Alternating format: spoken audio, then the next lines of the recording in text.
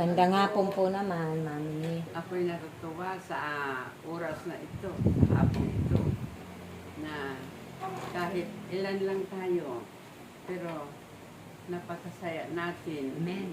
Lalo na yung nagkantahan na tayo sa ating paboritong Kantahan talaga. para sa ating Panginoon. Ako'y natutuwa.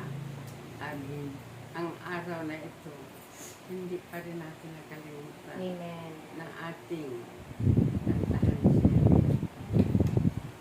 para siya rin siguro hindi rin niya kaya nakalimutan. Amen. No, Siyempre, nandiyan lagi siya. lagi naman tayo alam sa kanya. Hindi natin makakalimutan na itong araw na ito, nakatatak na ito sa Kaya, puso natin. kahit na ano mangyari, Kahit natulog ka, buhay na buhay talaga anak. kailangan bilang na, isa. na lagi natin ano iniisip. Wala kang karapatang matulog. Kahapon pa nga, sabi ko na, ano kaya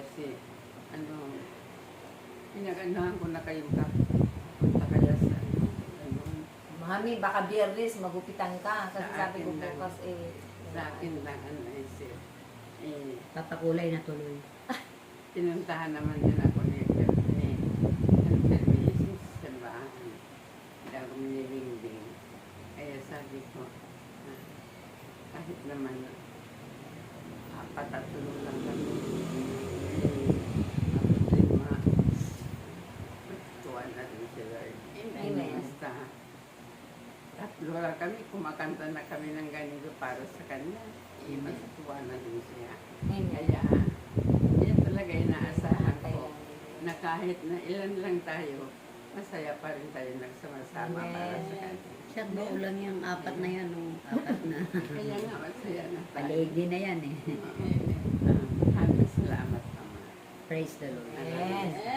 Praise the Lord. Praise the Lord. Praise the Lord.